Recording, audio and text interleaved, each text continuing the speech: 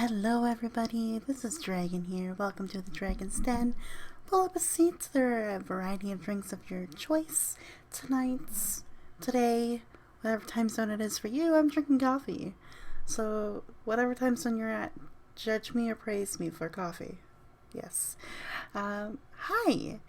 We are back with the regular programming for podcasting style instead of doing these unique histories and that kind of thing. That was really fun, and that's actually going to be its own series after this. I'm very excited for, but we are getting back into the podcast kind of mode here, and for today's topic, and for the next few weeks actually, we'll be talking about this kind of succinctly and in different areas and lenses, but we'll be talking about gaming. Yes, as you can tell, I'm a little bit of a gamer. I do play some games. They're not, your hardcore Halo, Call of Duty, that kind of games, but I game. It's chill. So we're going to talk about that for a while. And I'm actually going to start with the console edition for this episode. Now, I have a very sinking feeling that after this episode, people are going to be a little judgmental and say, you've only stuck to one company your whole life, and you should really get a PlayStation, and you should really get this console or that console and do this and do that. Yeah, you guys can have your opinions, but I stick to the things I like. That's pretty consistent with this list ahead of me, so take that with what you will. I played what I liked. It's a lot of these games and consoles and such really helped me in my childhood and life, and I love them so much. So, to spoil it a little bit here, I've only owned Nintendo related consoles in my life. So, yes, that's kind of where I'm at, and really a lot of them were handheld consoles, so your Game Boy Color, Advance, Nintendo DS Lite, 3DS, Switch, very much handheld, as, always being on the go, working really hard. It was just easy to have that kind of mobile game, so I'll get to that though. Let's start in the very beginning though, shall we? The very first console that my family and I owned was when I was a really, really young little kid, and oddly enough, this was my friend Crumpler, his favorite number, because of this console itself, and that is the Nintendo 64. That was the very first gaming console I remember owning as a kid. Now, I can't remember all the games I played on that, but two come to mind. And one of them is, your Super Smash Brothers, the classic there, and, playing on that silly looking Jet kind of styled controller and playing Smash Brothers against my sister. It was so much fun. I absolutely love that game. And I've played, of course, all the different versions of it and all the new characters as the game has be reinvented and evolved throughout the years. I just haven't gotten any of the newer ones for the Switch or anything. But that is definitely on my wish list, because it's fun to play a Nintendo related character and just beat the crap out of a Pikachu. Not saying that beating up a Pikachu is a good idea, but some of these characters in the game are quite evil. Jigglypuff and Kirby are so evil with their abilities to float and jump and swallow you whole. It's interesting, and Smash Brothers was so much fun as a kid, and that really released a little bit of a competitive side to me. The next game, though, super special to me, one that I'm hoping to whatever higher power out there that can get released on the Switch freaking soon, because I would get it in a heartbeat, because I just have so many fond memories of this game, is Banjo and Kazooie, the little bear figure and the bird in his bag, and then you can use the bird to fly with him, and you got to it was really cool to me to see a 3D world that you could go through. And I mean, again, the graphics for the N64 haven't always aged well, obviously. We could probably say that for a lot of the older games per se, but just being able to interact with the world and travel through, and then you have to defeat this like evil witch lady person thing. It was just a lot of fun. It made me feel like a hero, really, in the game, and really, really enjoyed it. So good. So those are the two that stood out for me for the N64, and I just really, really love that console and those two games for sure.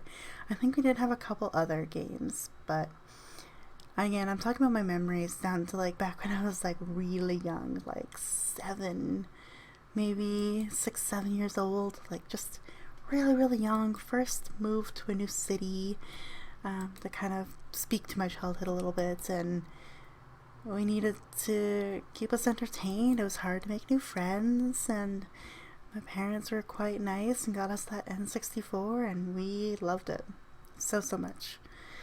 So, Banjo-Kazooie and Smash Bros. Hardcore, my two favorite games from my very first console. Now begins the addiction to handheld gaming. My very first one, I am a Game Boy Color girl. I had one. I think my sister and I had 2 different colors. I know I had a purple one because my real name is Violet, and obviously you can tell from the image I use for the podcast. Thank you, Kayla, by the way, on Twitter. I commissioned her. She made this for us. Give her some love in the description. I have all her links there. But I had one, and of course that was really exciting to me because I was addicted to watching Pokemon growing up. Absolutely hardcore Pokemon fan. And to realize that, oh my god, I can be these characters in the game and catch and own my own Pokemon was so exciting. So these are the Pokemon games I started with.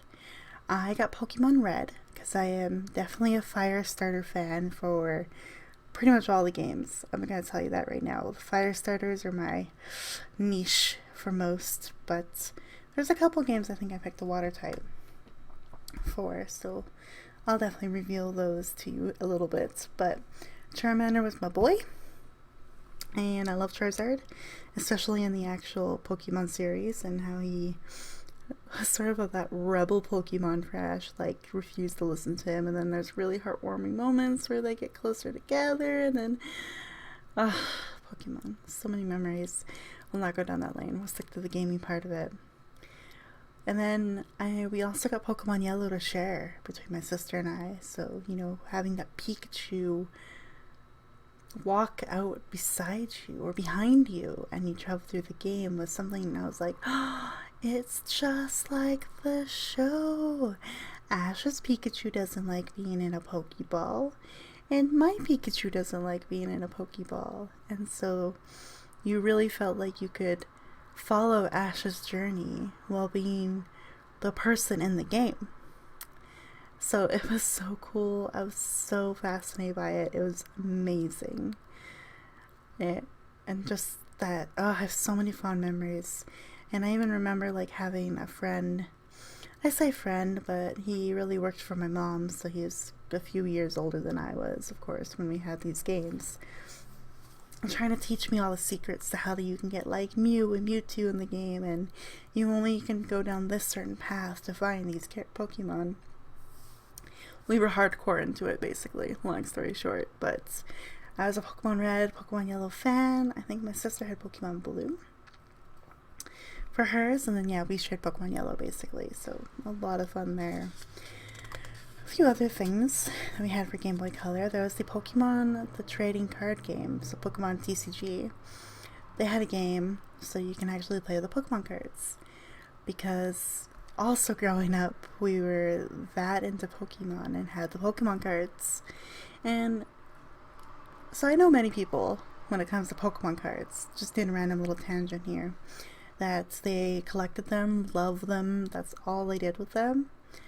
However, my sister and I and my friends, we actually knew how the battling system worked for these cards. We knew how to, like, you had to twist your card right, if you had the paralyzed condition, upside down for like sleep, and we knew all of these rules. And we really got into it. So when we found out that you can get it as a video game, we were like, oh my gosh, we can take what we are physically playing with in person and put it in this like digital screen format. Amazing.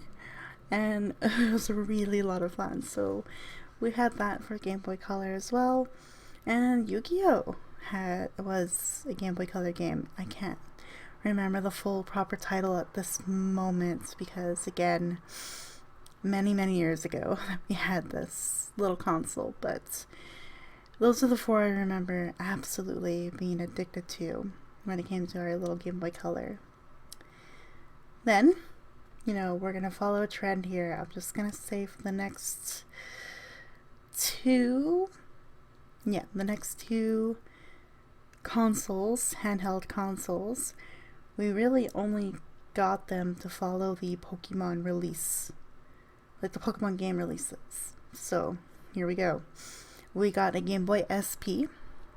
Well, our Game Boy Color kind of it definitely stopped working for us. I think one of our machines either like completely died or broke, and so our parents decided just to replace both of them with the next kind of hype new console, and that was the Game Boy SP.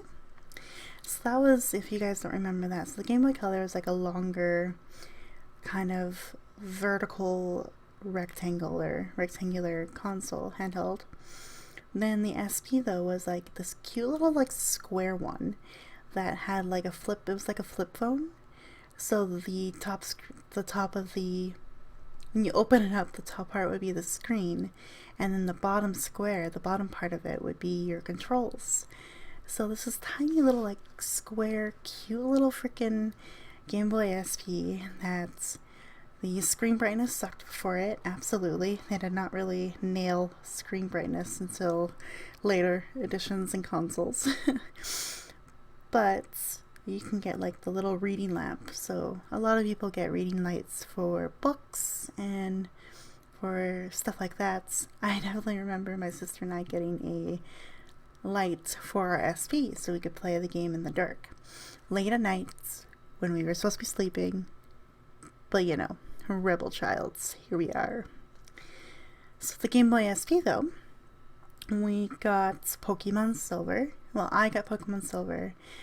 My sister got Pokemon Gold. You're gonna find that her and I got the two games that kind of got released together over the years. We would get the opposite of each one. So just to point that out, we're quite unique that way. Until the Switch, which I'll get to. We had Pokemon Silver, and gosh, I love that game because there's like that phone call feature where you could call up trainers that gave you their numbers so you can go back and battle them maybe, or they give you advice or give you a hint about what to do in the game. You can call your mom and transfer money to your account. Like, it was such a cool feature to a game that I was really liked, and you don't really see that kept in the Pokemon games after Silver, which is really disappointing because I really liked it. I think the newer games have it, but I remember being a kid and just being going, oh, we have like a cell phone in our video game. We weren't allowed a cell phone as kids because obviously we weren't old enough, we didn't know the responsibility, blah blah blah. Oh, hiccups, hi guys. But then we could pretend that we had a cell phone via our player in the game. So it was a lot of fun, and I definitely spent a lot of time playing Silver. I took forever to beat that game. I was just so involved in trying to catch all the Pokemon, and gosh, I still to this day like playing Pokemon Go on my phone. I still love catching a Sentret, oddly enough, and Hoot, because those two were such a regular Pokemon in the beginning of the game that I love them to this day, and their evolved forms are really freaking cool. Noctowl is a badass owl, really love it. The design is so cool for Noctowl, and then the little ferret, the little ferret, he's so cute, the little wiggly boy, and gosh, I really love that one. And again, start with the fire type for Pokemon Silver. However, when we got, so I also got Pokemon Soul Silver for later editions, and in that one I actually picked Chikorita because, oddly enough, it was the series for Gen 2 that I saw a lot more of Chikorita and like the evolved forms of it, and I fell in love with the design of Chikorita and its evolved forms. Beautiful Pokemon, and those were also my favorite movies that came from Gen 2 as well. And some of my favorite Pokemon soundtracks came from the second gen. I even have some of covers of some of those songs on Spotify, actually, oddly enough, because Pokemon Man, like Pokemon Johto, was my favorite. It's one of my favorite ones for sure. But yeah, Pokemon Silver, that phone call feature I used so much. I loved Pokemon in second gen. And then, that's also where we had Moltres, Zapdos, and then we had, or that's Gen 1, my apologies. But then second gen was the Suicune, Entei, Raikou. Again, you got your legendary doggos, basically. And I loved Suicune so much. A beautiful Pokemon. I actually figured that Articuno, the ice bird, in Gen 1 was my favorite. Then it's the ice doggo, basically, that was my favorite in the second gen. So there's a pattern there a little bit, but super love Silver. I love the lore and the stories and the movies and the series that came with second gen as well. But then, when it came to Game Boy SP, a new game series that I still adore to this day became part of my childhood, a huge part of my childhood. And I can't tell you why. Maybe it's because my grandma had a farm and was raising alpacas, and I really enjoyed being out on the farm when I was really, really young. Or if I just in general love the idea of living on a farm one day. Who knows? But I got first introduced to Harvest Moon with the Game Boy SP. And it's a lovely lifestyle game. And I think you guys can see that I love Stardew Valley so much. So hearing me say that I really loved Harvest Moon and the series and all the games that came out of that throughout the years, basically my childhood from early 2000s till now even. Absolute my favorite series, and I can't list all of the games I got from them, but I will say this: I pretty much owned and played all of the handheld versions of Harvest Moon up until the newer games that have been released on the Switch. I just can't afford those right now, but one day I will get them. But Harvest Moon was a very important role in my life. I think it has led to some unrealistic expectations of what an adult is for me, because again, the purpose of that game was to, make a living, have a farm, expand, get the animals, help the harvest sprites and the Harvest Moon goddess, or, that mystical fantasy element. And then you had to find a bachelor or a bachelorette to marry, and then settle down, and in some games have kids, in other games just kind of keep living your life. And definitely unrealistic expectations for my life, because I'm almost 30 and what is dating? But there's so many fond memories of Harvest Moon, and I got most of them for the SP and the Advance, the DS Lite 2, and 3DS as well. I kind of continued buying all those games. The only unfortunate console I missed out on for Harvest Moon was the GameCube, but I'll get to GameCube in a little bit. So GameCube and Nintendo Switch, I didn't get any of the Harvest Moon games, but I will one day. I will add to my collection and be the best Harvest Moon fangirl ever. But I love those games. Just owning animals and having that idea of living just outside of a town, a small town living too, where everyone knows each other, quirky little festivals and personalities, just really well done games. And I'm going to spoil it a little bit for Game Boy Advance, but my favorite Harvest Moon game was actually one that not many people agree with, from what I see on Twitter and all that, but it is Harvest Moon Grand Bazaar. This idea that you have to hoard and keep all of the things you collect, grow, produce, until the end of the week to sell them at this bazaar. It was such a cool idea. It reminded me of farmers markets that you can go to in cities and towns, and I really enjoyed that concept, and now I collect everything in video games. I don't leave stone unturned, and I really think that's because of Harvest Moon, that I've got that skill, or that strategy of playing that game, or playing any game really. That was the Game Boy SP, and then those little things that we had, the Game Boy SPs, they died on us. We weren't very friendly. We weren't very respectful of our gaming devices when we were little.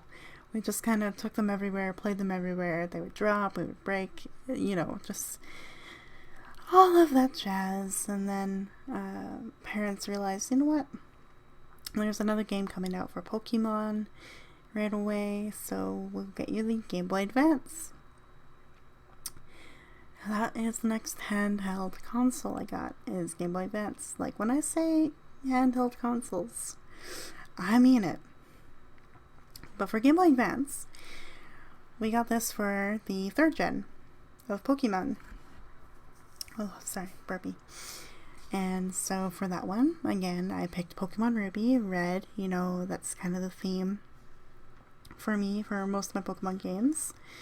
We got Pokemon Ruby, and then we did get Pokemon Emerald as well, when that got released, a year or so later, or just a few months later than the main 2 games, but we did own both of those. And Pokemon Ruby, I did again start with the fire starter. I started with Torchic, and I love Torchic's evolutions, just Combuskin and Blaziken, beautifully designed. They keep the color concepts for that Pokemon evolution line all the way through, and I remember 3rd gen kind of being that introduction that Pokemon can have multiple types, because Blaziken is a fire fighting type.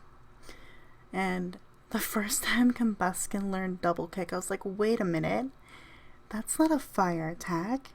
That's not a bird or flying attack either. It's a physical kicking attack. What? This Pokemon is so cool, and I just really, really loved it. I will say this, I love Gen 1. Definitely the classics are super good. And I love Gen 2 for the quirky, silly little designs. They were all very cute to me. I loved the 2nd gen for them. But my favorite generation for Pokemon, for the game, the region, the experience playing it, is Pokemon Ruby, 3rd gen. I love them. I love those games. I love the Hoenn region so much. Maybe it's because we had that Team Magma introduction, who were very unique, silly not villains kind of people, and then the legendaries were really cool. They're earth, or they're elemental related. So we had Groudon for, ground fire, Kyogre for water, Rayquaza air, so earth, water, air kind of thing. I thought that was a really cool thing to have in a video game and relate to some of those elements. And you get to go to that mountain, and there's the hot springs, the fire cookie, the lava cookies. Daycare was introduced too. No, I think daycare was in silver as well, but I just loved it. And then one of the Pokemon gyms was the trick house that you had to go to. I think it's the second or third. It's the third Pokemon gym in that game, where you had to solve riddles and such. And it was just oh, it's more than just fighting. It's little puzzles, mazes, tricks that you have to go through to get to the final gym leader. So, really challenging game. I really love the storyline, the plot line. Again, kept watching the show throughout, basically up to that point. I didn't really watch a lot of Pokemon after this. But I love I love Ruby and Emerald so much. 3rd gen still wins my heart over all the other games to this day. So there's that. This is also where I got a lot more other games too. We got Monkey Ball Jr. for the Game Boy Advance, and again, I love that one. You're a cute little monkey marble, and you gotta go through a course and get to the end and collect as many bananas as you can. Quirky, fun little game. I love it so much, even to this day. Just always makes me smile. I haven't stopped smiling, by the way, since I've started talking. Just going back through all the nostalgia it's nice. It makes me sad that I can't go back and play some of these because I don't have these handhelds anymore, or maybe they're in storage, that kind of thing. But the memories and the experiences we had were so cool. So Monkey Ball Jr. we had for the Game Boy Advance, and then Sonic Advanced. And I honestly had loved Sonic throughout my entire childhood. I didn't really watch the shows or anything like that, but this is going to lean more into PC gaming when I do that edition for gaming and influences. But Sonic I actually played for the first time on PC. If you guys remember back being kids in the late 90s, you can buy certain cereal boxes that came with free PC games. And one of the ones that we got when we were a kid was actually a Sonic one that came from one of those cereal boxes. And I love the memory I have of it. I don't remember the game, what it was called, or anything like that, but I remember loved playing it on my grand's computer. And funny enough, my gran was watching us play it as kids, like my sister and I, and then I would catch her playing it herself. My gran playing a Sonic game when I was very, very young, again, 5, 6 years old, and just kind of smiling to myself going, my gran plays video games. And sure enough, she did. She would sit there and play Pajama Sam with us, Freddy Fish, all that stuff. I'm going into PC gaming quite a bit, but that's my first introduction to Sonic. And so when we were able to get a Sonic game for Game Boy Advance, I was like, yes! And that opened up a whole world of Sonic to me. And I still have so many fond memories of watching friends play Sonic games because we never had the consoles to play them, really. Or we weren't able to get the games either. There's a point in our life where finances took a hit for family, and so I had to live vicariously through others. So I know what a PS1 is. I know what a PS2 is. I know what Xbox. I do know those consoles. I just never owned them. So there's that. But yeah, Sonic Advance was one of my favorite games. Fuck the casino levels. That's all I'm gonna say. But I love Sonic. There you go. Oh, there we go. We're halfway there. So this episode might actually just reach an hour, which is cool. So speaking of Sonic, our next console. Now this is not a handheld one. This was my second last physical console, basically, that wasn't handheld or mobile. And that was the GameCube.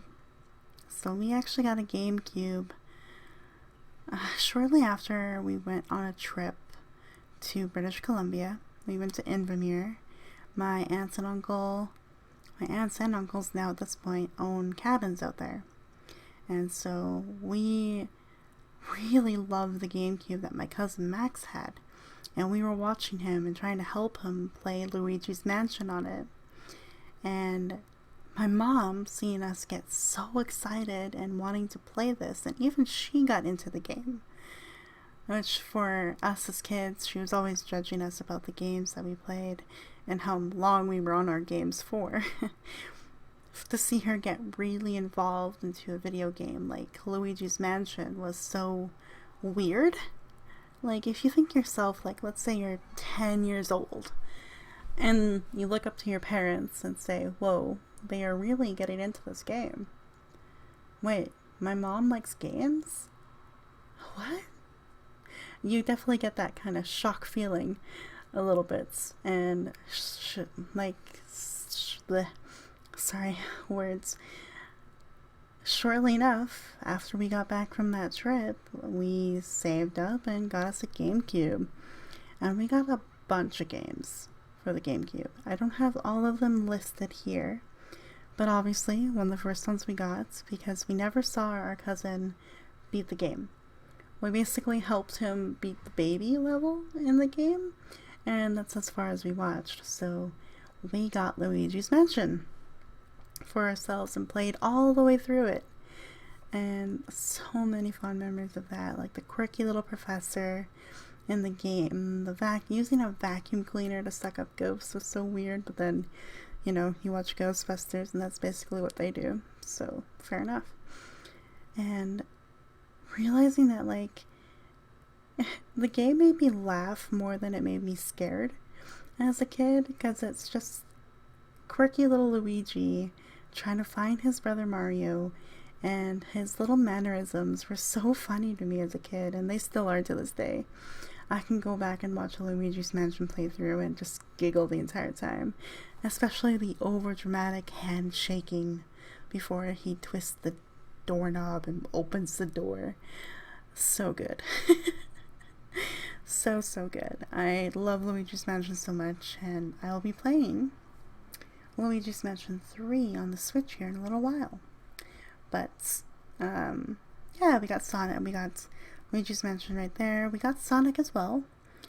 I can't tell you the name of the Sonic game. Again, my memory's blanking so hard, and I didn't have enough time to really do my research for this, but we got Sonic for the GameCube, and we absolutely loved it as kids, and we would take turns, and it's so good, and get to play with Tails too, and Tails is my favorite Sonic character, hands down. Some of you will not agree with me, and totally fine. Some people say Tails is silly and ignorant and just like a little kid, but I love Tails so much, so there's that. We also got a few other games. We got Metroid Prime. Now, I don't recall if we finished Metroid Prime or not.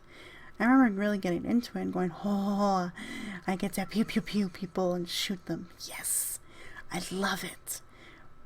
But that's all I really remember, unfortunately. And then I remember a few years later, after going back and playing it for a bit, and it was revealed that Samus was a girl. And I was so, like, even more in love with Metroid at that point, because I was like, whoa, you're kidding me, that person in a mech suit is a girl? Hell yeah, who runs the world, girls? That's basically how I felt as a kid. So Metroid Prime gets a little special mention for me because, yeah, it was really good. Oh, the Sonic one was the anniversary edition, because they hit, oh, don't ask me how many years, but they hit the anniversary, I think it's the anniversary collection, or Sonic collection, basically, where you can go back and play in different levels from, like, you know, the handheld games and such. So love Sonic, love the GameCube, and yeah, again, I'm very surprised that we got those games, but with how much we loved Harvest Moon, we never got like Harvest Moon, Another Wonderful Life, or any of the other GameCube made Harvest Moon games either. We definitely missed out from what I've heard on those kinds of games. So sorry, Harvest Moon. I wish we can go back and relive that time period so I could play the games that were released for the GameCube during that time. But I still had a lot of fun with that GameCube. Absolutely. And let's see here. Oh, this one here is now a handheld again, because again, more Pokemon games came out, and like, that was my jam. So the next Nintendo console, of course, because that's all I played growing up and even to this day, is the Nintendo DS Lite. And so obviously I got that for all the freaking Pokemon games that came out for this console. DS Lite, 3DS, you know, that kind of thing. So that was again like, you know, Pokemon X, Pokemon Diamond, Pokemon White, Pokemon White 2. Those were the 4 I played. Oddly enough, I don't recall finishing White and White 2. I definitely remember starting both of those, but I never finished them. So I might have to take a peek at some stuff in my storage and maybe pull those out and play them. But again, boom, Pokemon all the way through. And let me pull up these starters, because I think I went all full on fire types for these guys. Because again, I'm a sucker for fire types. Although I will say, for Pokemon Emerald, I did play Mudkip. Because I was like, oh, Mudkip's a cute little, like, tadpole thing. Absolutely adorable. But, you know, the evolve forms kind of went in a direction that I got really creeped out by as a kid. Alright, so, let's see here. Okay, so, after Torchic, so that was 3rd gen. The 4th gen, I picked Chimchar. No, I didn't. So I picked Piplup, actually, for the 4th generation. 5th generation, I picked Tepig, because I love Tepig so much. And 5th generation was Fennekin. I picked my Fennekin. He's very precious. I love my little Fennekin, although I do like the evolve forms for Chespin and Froakie as well. Same with Snivy and Oshawott. I do like those evolve forms as well. And then we had Rowlet, Blitzen, and Poplio. Oh, that's a little too far, I think, for the games, but I love it so much. So yeah, let's quickly go through all these starters, because I realized that I kind of been going by them real quickly here.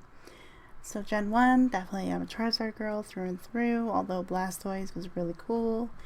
And Bulbasaur had a really sweet plot line in the series, like the Pokemon series, like a very cute little plot line that I really appreciated.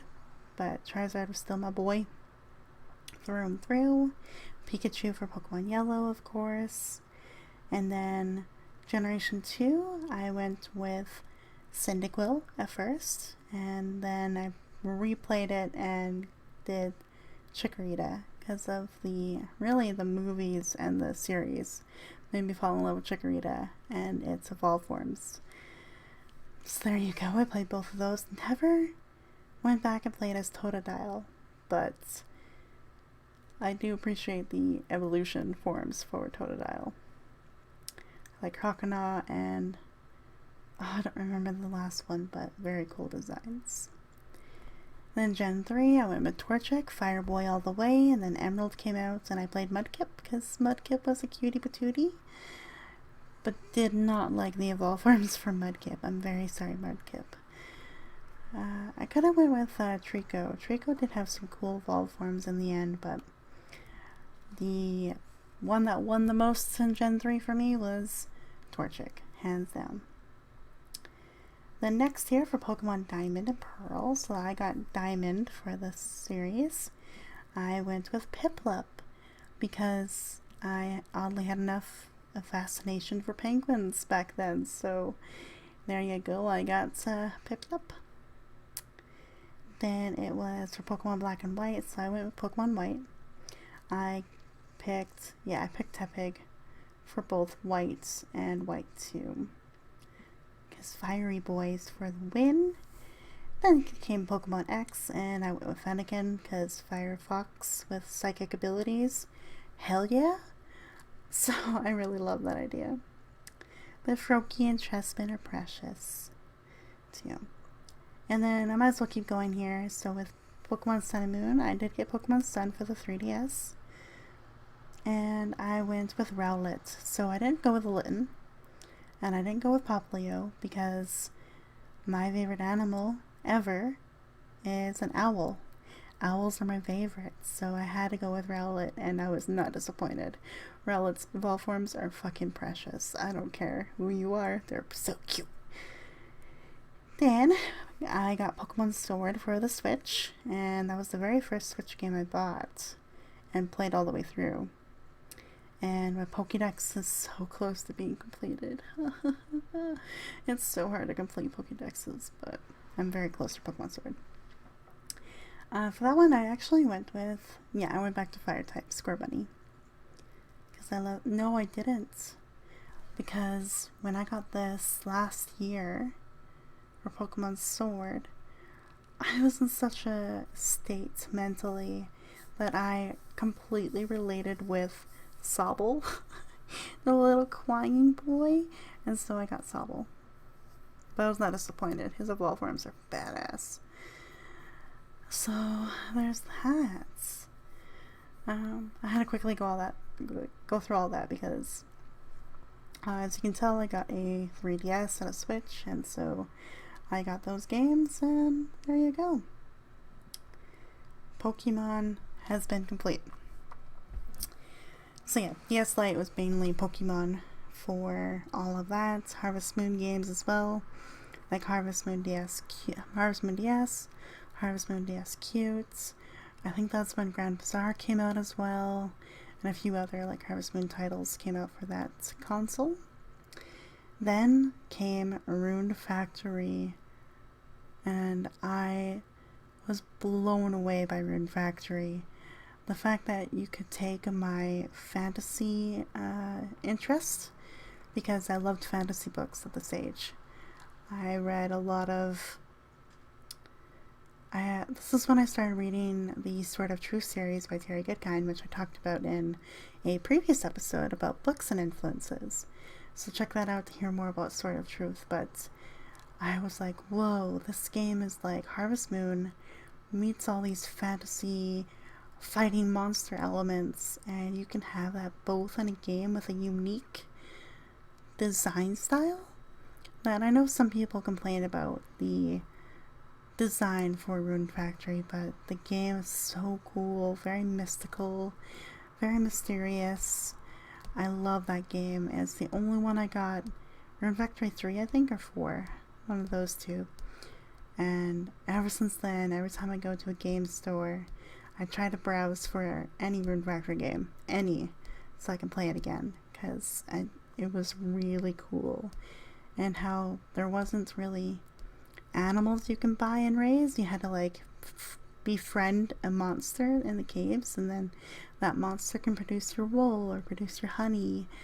It's so cool. That game blew my mind as a kid, and to this day, if I can find a Rune Factory game, I will buy it instantly. Like, I don't even care if I don't have the money for it, I will buy it. So that's how much of an influence and an impact Rune Factory had on me all those years ago. So thank you, Rune Factory, for existing. Then we move quickly here into my last real full console. And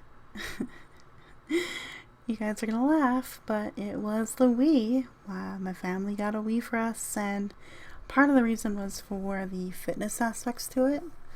So the fact that you could have the controller for the game in your hand, and you don't have to be on the couch. You have to actually get up and physically move that Wii wand to do an action in the game or to do something with it. It was so cool to me. And then you got your nunchucks there, and you can like punch people, and it was a very physical, mind-blowing console that, of course, I did Wii Fitness and Wii Sports because, again, I'm a bigger kid, I'm a bigger person. Even when I was younger, I was a big girl. So we got that kind of mainly for fitness focuses. But then, but then I was really happy with Wii Sports because I was a bowler growing up. I was part of a youth bowling league. I won trophies, won scholarships even. I went to bowling camp every summer. I was definitely that kid. So Wii Sports was one of my favorites because there was bowling part of it. It was 10-pin bowling. And I did 5-pin bowling for context there, but it was still so much fun, and there was quirky little game modes that you can do for the bowling. And so it was so much fun playing that and being able to bowl at home and then bowl at the bowling alley. It blew my mind. It was very cool to me back then. Then we did Wii Fitness, and I kind of hated it, kind of liked it. Like, it was a really cool introduction to yoga for me. I'm still not super flexible or really good at yoga, but I did a lot of yoga when we had the Wii Fitness. For doing the half moon tree pose, the warrior pose, all that kind of stuff, and finding your center of balance. It was a really neat way that you can turn fitness into a game, and it was there to improve your health.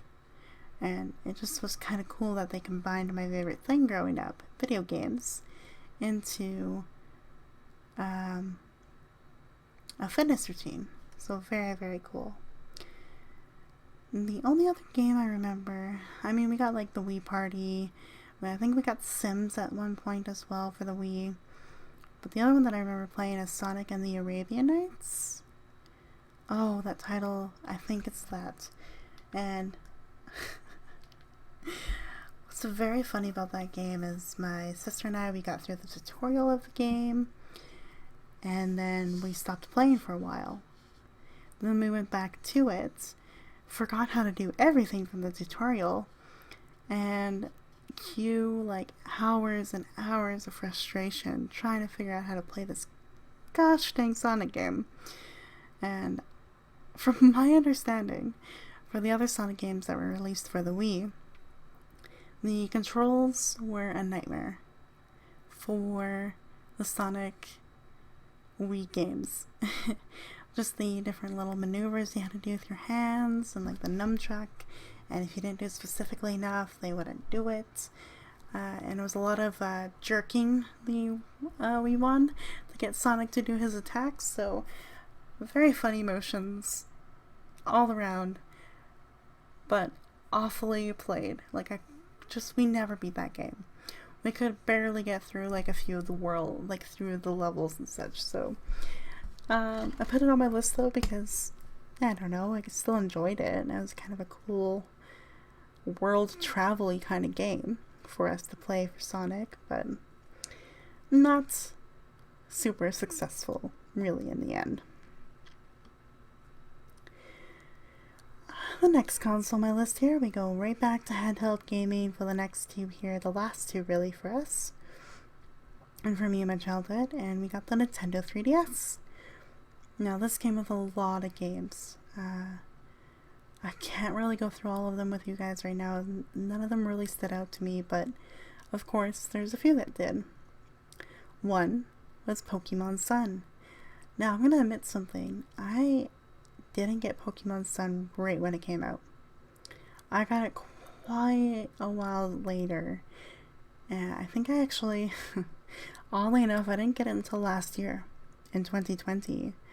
So I was way behind many other people for when they played Pokemon Sun, but I thoroughly enjoyed Pokemon Sun for many reasons. One, unique challenges that you had to do and trials instead of doing a gym battle or completing a maze at a gym. So you had to go through trials. You had to find like 3 Pokemon, or you had to watch Pokemon dance and find the difference between the regular dance and what was after the dance. Like, just really interesting challenges that my brain was like, I don't know if I can do this. This is really, really hard. So, number 1, definitely the trials and the way that the league was built in Pokemon Sun. Number 2, the culture and the idea that you have to travel between islands and regions to kind of complete your quest. Very, very cool. You guys probably have heard me talk many, many times about traveling and how much I love it. So the idea that you had to go on a boat or a ferry to get to these islands and complete your trials. Absolutely loved it. Super, super cool. Number 3, and the Alolan forms of Pokemon. So seeing Vulpix being transformed to an ice type from a fire type blew my mind. It was so wild to me. Same with Rattata becoming a dark type instead of a normal type. And the designs are really weird. Meowth was kind of strange, more puffier. And then that Persian with the big puffy cheeks too. Very neat. I just really loved all the different quirky variations, and it was so weird, like, just to kind of hear about the adaptations that these Pokemon went through for living on an island and having to adapt to island life from migrating from the shores. So, so cool, and having that, like, scientific element to it was really unique for me. And then I'm sorry I'm going to say this, but Lily, we should have been her girlfriend. Oh my god, the way it was written was like, oh my god, she has to be my girlfriend. She has to be my girlfriend. If you don't know what I mean, play Pokemon Sun. You'll get what I mean. But the ending was like, oh, come on. I love her. Damn it. But, yeah, and then the Totem Pokemon. Yeah, just the culture connection as well. Like, some of it was really cool. And then, you know, from earlier games, you can change your clothing and your appearance. But I feel like that was elevated in this game even further. So, well done to Pokemon Sun. Really, really enjoyed it. And again, Harvest Moon games was still a part of my life. And I have bought them all the way up to the 3DS, basically. So, any Harvest Moon game that you can name off the top of your head, I have probably owned and played it through and through, except for the GameCube and Nintendo Switch, which I'll work on that for sure.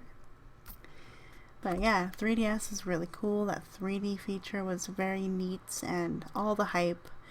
I didn't really like it. I always kind of kept that 3D option off. But then there's some games that I liked it for. I think we did get Monkey Ball Jr. as well for the 3DS. And so having that on 3D was really cool. I'm just saying. But yeah, 3DS again, Pokemon. A new Pokemon game came out. I didn't get it for quite a while because I think that game got released when I was in the UK. And so I didn't want to buy a game in the UK and have it get region locked and not be able to play it back home in North America, in Canada. So there's that kind of reasoning why I never got it. But I played it last year. Really, really loved it. Absolutely enjoyed it. Very cool story. The differences between right and wrong, again, always in Pokemon games. Very fun. Very good.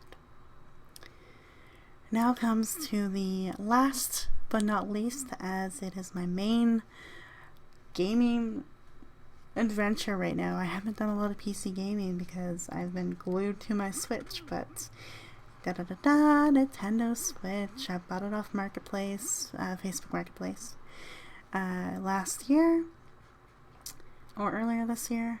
I'm trying to remember really. I think earlier this year in 2021. And oh boy, I got to play Pokemon Sword again. a little late to that game, of course, because it was released last year, I think. Yeah, I think so. And so I finally got to play that. Freaking loved it. And what was great about Pokemon Sword is the Galar region is based off of the UK. So I was over the moon happy that I could keep that connection to the UK, even being in Canada and dealing with this pandemic. So it was really fun to kind of play that and be like, oh, this definitely does remind me of like Liverpool, or yep, that reminds me of London for sure. I lived in London while I was in the UK, so having that connection, and all the Woolios and the sword and the shield and that knighthood, that's definitely a big part of UK history. Very well done, very cool. I really, really loved it. And again, really interesting themes and challenges throughout. And I don't know, I do love the Pokemon series so much. So I love it a lot. Pokemon Sword, Pokemon in general, I love you. I think I'll always love you as a person. Next for the Switch for gaming, I got Breath of the Wild. And I have to go back and revisit it because I love Zelda games. So I have had a few Zelda games throughout the years. Ocarina of Time I got for the 3DS. And I've played the original Ocarina of Time as well, briefly. That's about it, though, unfortunately. Oh no, I got some of the... I think I got Link's Awakening and like Zelda for the Game Boy Advance, like the pretty basic game, but very fun. I love Zelda games for sure. Breath of the Wild excited me for being an open world concept, and you kind of play it at your own pace, and you kind of do the challenges at your own way, and your own whatever. Everyone plays it kind of differently.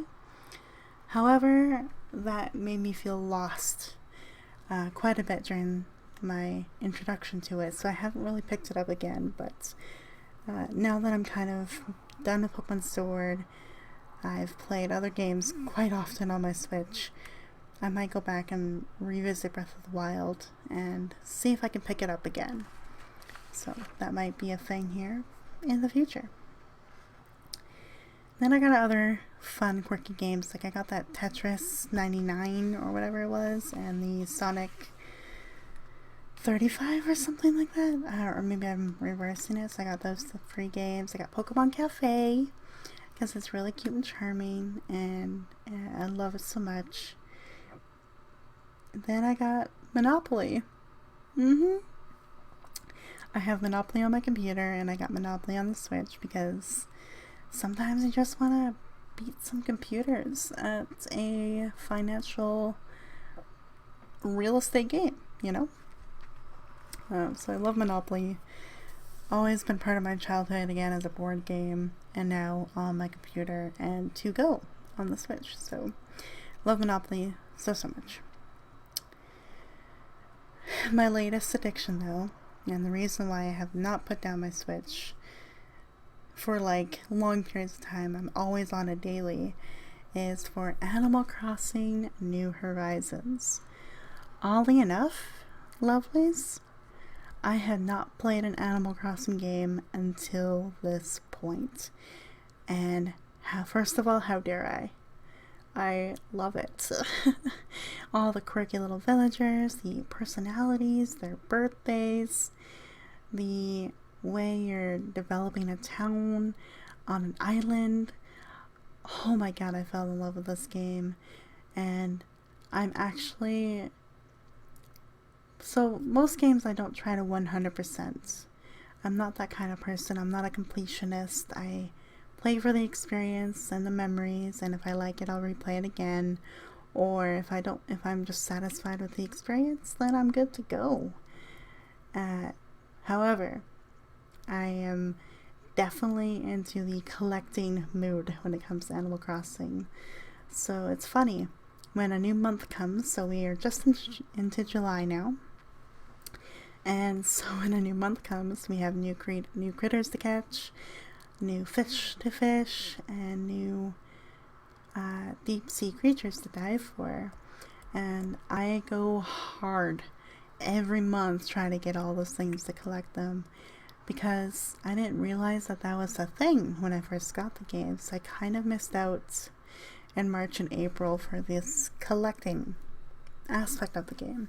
It's all about like upgrading my house, paying your stupid debt to Nook, and making, you know, Nook's Granny shop, Mabel's store as well, the Able Sisters, and figuring out when the shop owners will come. The whole idea of turnip prices and economy in this game was wild to me.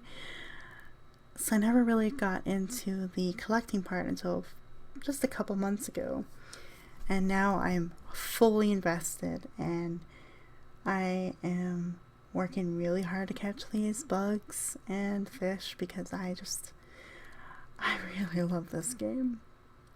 It's kind of like Stardew, where there's so much you can do with it, and there's so much you can focus on, and it's so much fun that way, and everyone will focus on different things at different times, so there's that. Plus, for me, I'm not really a decorator. I'm not that kind of person who spends hours and hours and hours to like decorate a farm or organize a farm or anything like that. So that part of the game I kind of don't care about. However, I know friends of mine that are hardcore, like time leaping and doing all that kind of stuff to kind of get everything they need right away and just complete the game fully. And so then they can decorate the islands however they want to decorate them. I am not that person. I will play it slowly and painfully through each month, just so I can enjoy it that much longer.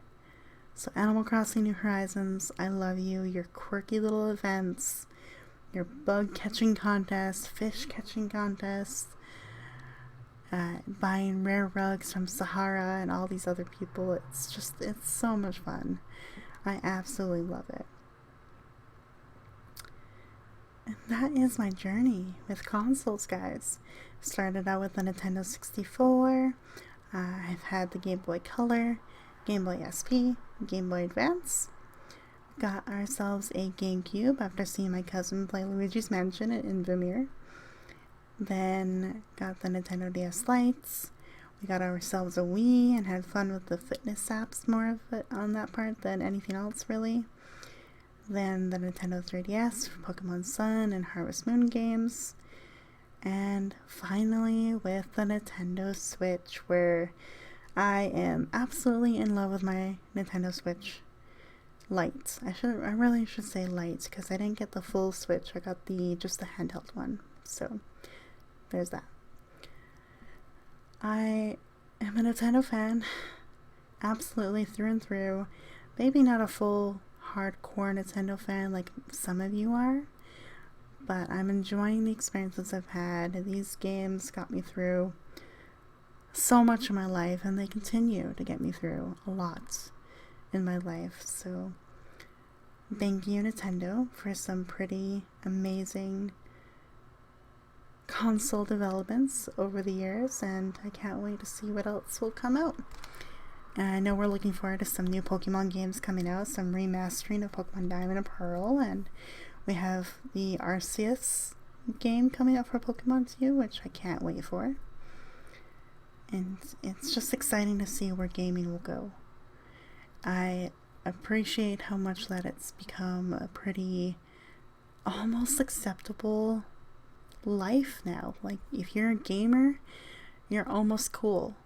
Like, I never could imagine us gamers out there, us nerdy people, would have a niche culture and environment like we do today. So thank you for letting me be part of it. This was a lot of fun to kind of go through nostalgia and travel back through time, really. So hope this was interesting to you guys as well. I hope you enjoyed your drinks, and comment below some of your favorite consoles and games over the years, and tell me what you started out with. I'm genuinely curious to know. But until then, I will see you in the comment section. Give this video a like if you enjoyed it, and subscribe as well. We're getting close to 30 subscribers. I am just I'm 2 away and I'm just clenching it. I can see it. Hopefully we can get there. So thank you everyone for listening, and I will see you next week when we talk about my PC gaming experience. Take care everyone, and bye bye.